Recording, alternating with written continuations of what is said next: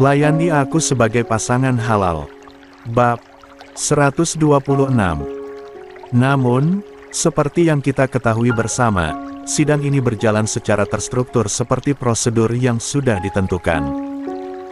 Maka dari itu, keputusan akhirnya nanti akan adil sesuai dengan pasal-pasal yang sudah berlaku. Pasal yang akan digunakan, tentunya pasal-pasal yang sudah disahkan untuk mahasiswa yang melanggar aturan, sambung Wakil Dekan. Mama, lirih Alia, semakin takut mendengarnya. Aku tidak pernah mempelajari tentang pasal untuk mahasiswa yang melanggar aturan karena aku pikir kuliahku tidak akan di ujung tanduk seperti ini. Sebelum saya tutup, saya ingin mengingatkan satu hal kepada mahasiswi yang sedang berada di hadapan kami saat ini. Anda berdua pasti sudah tahu bahwa jika kesalahan Anda sampai di ruang sidang ini, itu artinya Anda melakukan kesalahan yang tercantum di dalam pasal yang berlaku. Saya mengingatkan hal ini, supaya Anda berdua menyiapkan diri menghadapi sidang ini, tutup Wakil Dekan. Baik, Bu, jawab Zina, akhirnya bersuara juga. Baik. Setelah mendengarkan arahan tadi, sidang ini resmi dibuka. Untuk mempersingkat waktu, saya akan langsung membacakan apa saja yang menjadi tuntutan yang dilayangkan kepada yang dituntut di ruangan ini, yaitu Saudari Zina dan Saudari Alia, supaya keputusan akhir segera dibacakan oleh Pak Dekan nantinya, kata Ketua Akademik. Biar saya yang membacanya. Selain menjadi ketua sidang, saya akan menjadi penuntut atas kesalahan yang dia orang mahasiswi tersebut lakukan, kata Rama, dengan wajah dinginnya. Kedua mata Zina dan Alia langsung melebar dan menatap ke arah Rama. Sementara, dosen yang ada di sana pun sedikit kaget mendengarnya karena berdasarkan sidang-sidang sebelumnya, Rama tidak pernah mengambil peran lain selain sebagai ketua sidang. Maaf, Prof. Itu artinya Anda di pihak Saudari Hanifah Sesana Zahra? Tanya Vida. Ya, yang melayangkan keberatan adalah saya sendiri, tegas Rama. Vida sedikit kaget mendengarnya. Mohon maaf, Prof, apakah ada alasan atau Anda juga dirugikan oleh perbuatan dua orang mahasiswi ini? Tidak. Berdasarkan fakta, saya memang tidak dirugikan. Tapi, saya tidak terima dengan apa yang mereka lakukan kepada Saudari Hanifah. Maka dari itu, saya merasa dirugikan. Rama memberikan sedikit penekanan pada kata merasa. Vida tersentak mendengar jawaban itu. Dosen yang lain pun merasa bingung dengan jawaban Rama. Apakah mahasiswi atas nama Hanifah Sesana Zahra meminta bantuan kepada Anda, Prof? Tanya Kepala Prodi. Tidak. Ini sudah menjadi kewajiban saya untuk melindungi dan memberikan pembelaan untuknya, tegas Rama. Katup bibir Vida terbuka mendengar jawaban Rama. Ini tidak pernah terjadi dan tidak pernah diucapkan oleh Rama sebelumnya kepada dosen ataupun mahasiswa. Mohon maaf sekali lagi, Prof, saya sedikit tidak mengerti dengan jawaban Anda. Apakah itu artinya ada kekhususan dari Anda untuk Saudari Hanifah? Tanya Vida, dengan hati-hati. Benar. What? Prof Rama. Batin Alia, tidak menyangka juga dengan jawaban Rama. Tidak ada yang bertanya lebih jauh lagi begitu dengan tegas Rama menjawab seperti itu. Walaupun sebenarnya Vida penasaran ingin bertanya lebih jauh lagi. Namun, ia berusaha. Profesional di ruangan ini. Dosen yang lain pun tidak menggubris ke arah yang lebih pribadi. Sementara, Zina juga langsung menatap Alia begitu mendengar Rama menjawab. Tegas tentang hal itu. Apa Prof Rama akan memberitahu semua orang akan hubungannya bersama Hanifah? Ah, please ini cuman mimpi buruk, batin Zina. Baik, kita lanjutkan sidang ini. Silakan, Prof, kata Ketua Akademik, mempersilakan agar Rama menyampaikan keberatannya terhadap Zina dan Alia. Terima kasih, ucap Rama. Rama kemudian membuka berkas yang sudah ia cetak sejam semalam. Sebenarnya, Rama tidak memerlukan hal ini karena dia bisa menghafal jelas apa saja yang menjadi kesalahan Zina dan Alia terhadap Hanifah. Namun, memang dibutuhkan bentuk fisik sebagai bukti yang dijadikan acuan Zina dan Alia akan dihukum. Baik.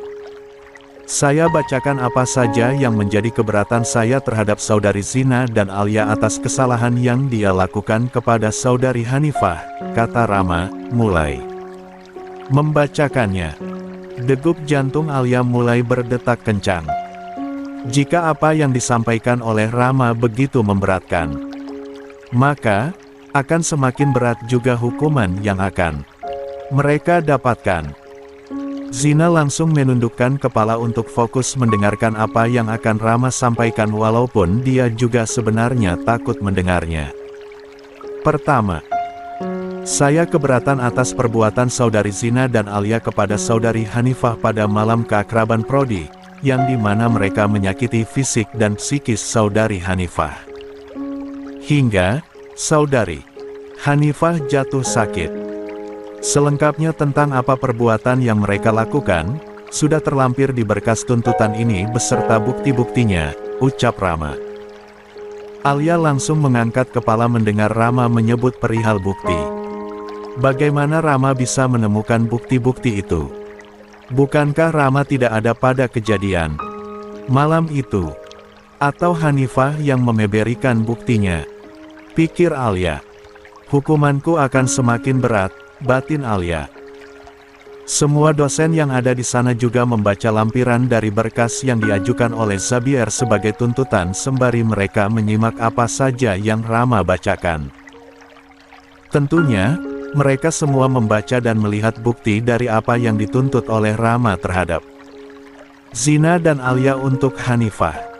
Kedua, saya keberatan atas perlakuan saudari Zina dan Alia terhadap saudari Hanifah di ruang perpustakaan lama pagi kemarin, yang menyebalkan saudari Hanifah mengalami guncangan pada psikisnya juga jatuh sakit atas fisiknya yang terganggu.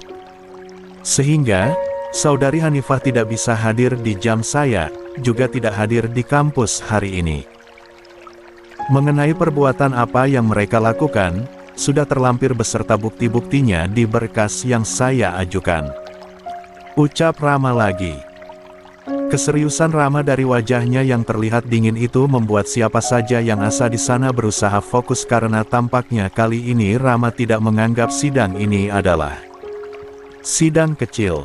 Ketiga, saya keberatan atas ancaman-ancaman kecil yang sering dilakukan oleh saudari Zina kepada saudari Hanifah membuat saudari Hanifah selaku mahasiswi baru merasa tidak nyaman di kampus ini. Mengenai ancaman apa yang saudari Zina lakukan, sudah saya lampirkan beserta bukti di berkas yang saya ajukan, kata Rama lagi. Zina mengepalkan satu tangannya mendengar apa yang Rama katakan. Sial. Hanifah ngadu ke Prof. Rama. Atau Prof. Rama tahu sendiri? Gak mungkin tahu sendiri, batinnya. Gila, si. Prof. Rama tahu semuanya. Dari hal kecil sampai besar. Ngeri, bisik Alia. Lebih bagus kalau kamu gak bicara, jawab Zina, membuat Alia langsung mengulum senyumnya. Dia tahu jikalau Zina sebenarnya sedang merasa takut juga. Yang saya harapkan dari keberatan ini adalah keadilan untuk saudari Hanifah secara tegas, karena mempertimbangkan saudari Hanifah adalah mahasiswa baru yang dapat dikategorikan sebagai mahasiswa yang masih awam terhadap lingkungan universitas, tidak sepatutnya mendapatkan gangguan dari segi fisik dan psikis. Maka dari itu, perbuatan yang melanggar aturan ini harus diberikan tindakan yang bisa menjamin keselamatan fisik dan psikis saudari Hanifah di lingkungan universitas. Sekian, tutup Rama. Baik. Terima kasih atas keberatan dan tuntutan yang dibacakan oleh Prof. Dr. Rama Ahtar Zayem, M. Kes.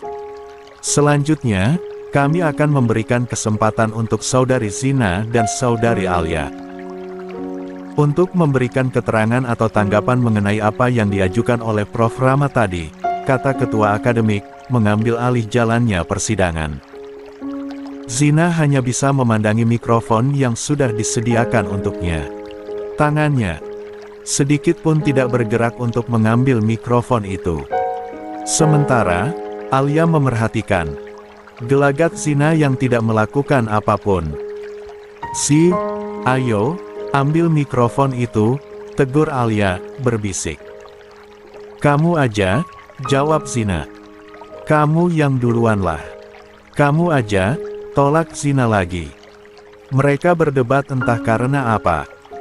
Mungkin saja mereka takut melawan Rama karena di sini sama saja mereka sedang melawan Rama karena Rama memposisikan dirinya di pihak keberatan yang menuntut Zina dan Alia. Saudari Zina, silakan, kata ketua akademik. Zina tidak punya pilihan lain jika dirinya sudah disebut seperti itu. Terpaksa, ia harus mengambil mikrofon untuk bicara menanggapi apa yang Rama katakan walaupun dia sebenarnya malu dan takut untuk berbicara sedikit saja di hadapan semua dosen yang ada di ruangan ini. Terima kasih atas kesempatan yang diberikan untuk saya menanggapi, kata Zina.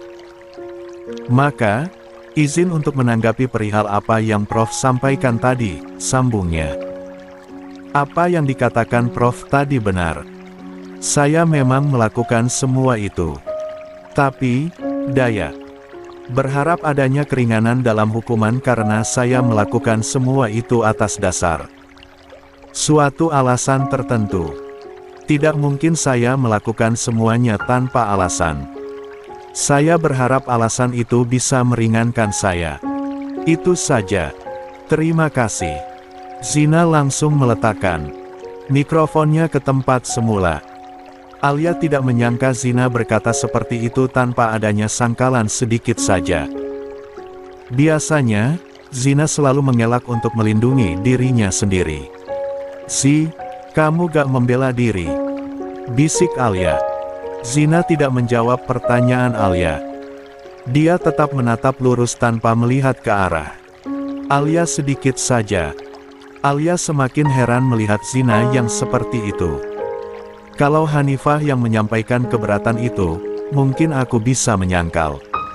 Tapi, kalau dosen yang menyampaikan itu, aku bisa apa? Apalagi, Prof. Rama. Semakin aku menyangkal, semakin berat hukumanku, batin Zina. Baik. Silakan, Saudari Alia. Kesempatan Anda untuk memberikan tanggapan, kata ketua akademik. Alia langsung mengambil mikrofon di sampingnya dengan tangan gemetar. Dia mula mengarahkan mikrofon itu ke bibirnya. Terima kasih atas kesempatan yang diberikan untuk saya menanggapi. Tanggapan saya sebenarnya sama dengan Saudari Zina. Saya tidak menyangkal apa yang disampaikan oleh Prof. Rama tadi. Tapi, saya hanya ingin menyampaikan fakta bahwa saya melakukan semua itu bukan atas dasar keinginan saya. Saya hanya menerima apa yang Saudari Zina perintahkan kepada saya karena dia yang mempunyai motif atau alasan pribadi dalam melakukan dan merencanakan semua itu kepada Saudari Hanifah. Maka, dari semua itu, saya berharap mendapatkan keringanan hukuman. Terima kasih, kata Alia. Zina melebarkan kedua matanya menatap ke arah Alia. Dia tidak habis pikir Alia malah mencari aman dengan cara memberatkan Zina. Tapi, tidak ada yang bisa Zina sangkal karena Alia sudah terlanjur mengucapkan semua itu di depan para dosen. Para dosen terlihat berdiskusi sebentar. Termasuk Rama dengan pandangan dinginnya. Sepertinya saat ini Rama begitu serius. Gue gak akan lupain semua ini, Al, bisik Zina, lo udah memberatkan gue di sidang. Ini, terserah. Ini semua salah lo yang gak bisa jamin keamanan dan keselamatan biat gue, balas Alia. Sembari menunggu proses sidang dilanjut, Zina dan Alia memerhatikan dosen yang berdiskusi. Khusus Alia, gadis itu tidak henti-hentinya memohon agar kuliah dia terselamatkan. Ya Allah, semoga semua ini tidak memengaruhi kuliah hamba. Terserah kalau kuliah. Zina, hamba tidak pedulikan dia. Hamba hanya meminta hidayah buat dia, doa Alia, di dalam hatinya. Tidak seperti Alia yang terus berdoa, Zina tidak melakukan apapun. Kepasrahannya sungguh terlihat saat ini. Dia seperti tidak mempunyai harapan apapun lagi. Justru, Yani, Zina harapkan adalah melawan Hanifah bulan Rama, barulah Zina tidak akan sepasrah ini. Karena masalah ini cukup serius. Kami akan memberikan kesempatan untuk orang tua Anda berdua datang ke sini. Apakah bersedia? Tanya Ketua Alademik.